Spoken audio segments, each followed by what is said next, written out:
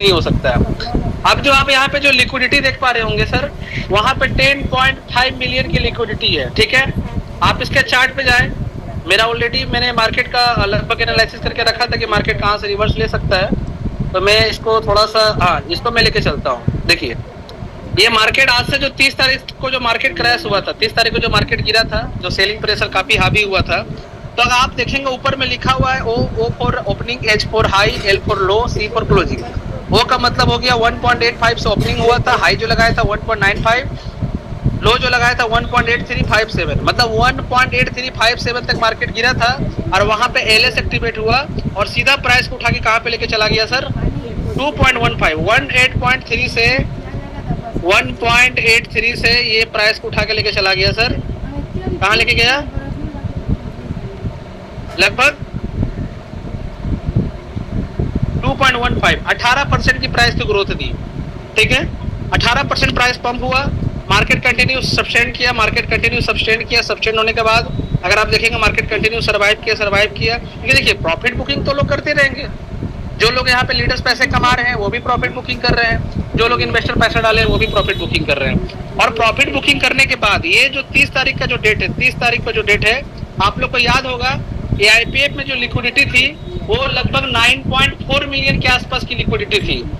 कोई भी coast confirm करेंगे या कोई भी पर्सन कंफर्म करेंगे कि आज से 6 दिन पहले की लिक्विडिटी क्या थी, जो मार्केट गिरा था 9.4 मिलियन की, उसकी लिक्विडिटी थी 9.4 मिलियन। मतलब ये पब्लिक की लिक्विडिटी है, पब्लिक का फंड, सबसे बड़ी बात है पब्लिक का फंड 9.4 मिलियन था। और एलएस ने आज जो एलएस जो बाय किया है, जो मैं आपको दिखाना चाहूंगा, आज जो एलएस यहाँ पे जो कंटिन्यू बाय किया, जो भी प्राइस जो जस्ट यहाँ पंप हुआ, जो मैं दिखाना चाह रहा हूँ वो चीज को आप समझिएगा। Just a few minutes, 7A का एड्रेस में एक बार देख लेता हूँ, इसको मैं फिल्टर करता हूँ, फिर मैं आपको एक चीज दिखाता हूँ।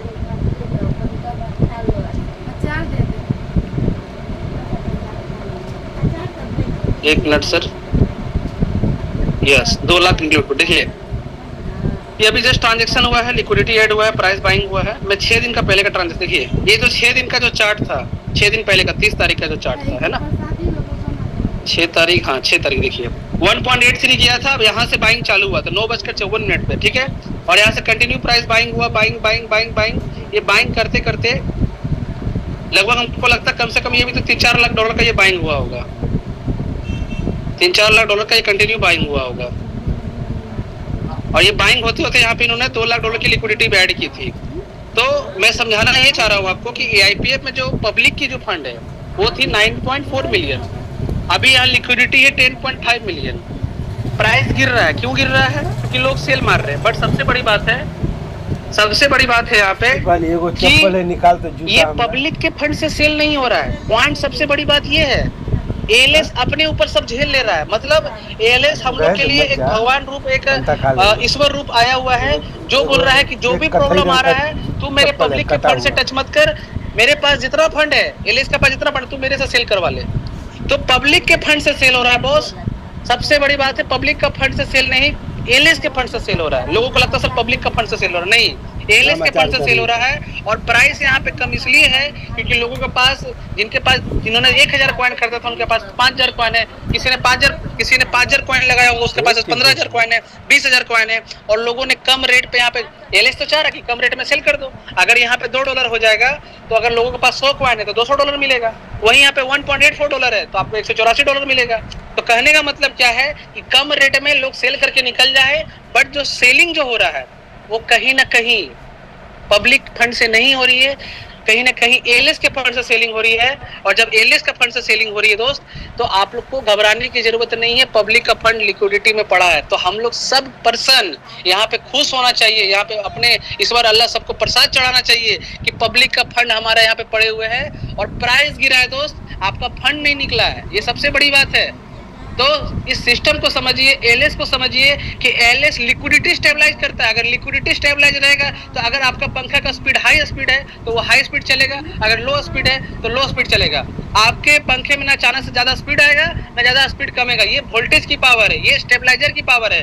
तो पब्लिक का लिक्विडिटी को मैनेज करा, पब्लिक का अगर लिक्विडिटी निकल जाए और प्राइस इसका $100 चला जाए तो क्या फायदा सर?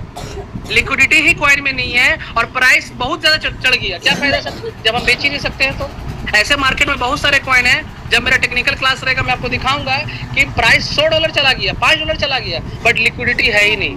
पूरा खेल क्रिप्टो में लिक्विडिटी का होता है, पूरा खेल क्रिप्टो में लिक्विडिटी का होता है। और सबसे बड़ी बात, AIPF पब्लिक की लिक्विडिटी को टच होने नहीं दी। इतना पिछले 3-4-5 दिन से कंटिन्यू भारी सेलिंग आ रहा है, बट सिर्फ ALS का फंड से सेल हो रहा है, पब्लिक के फंड से सेल नहीं हो रहा है।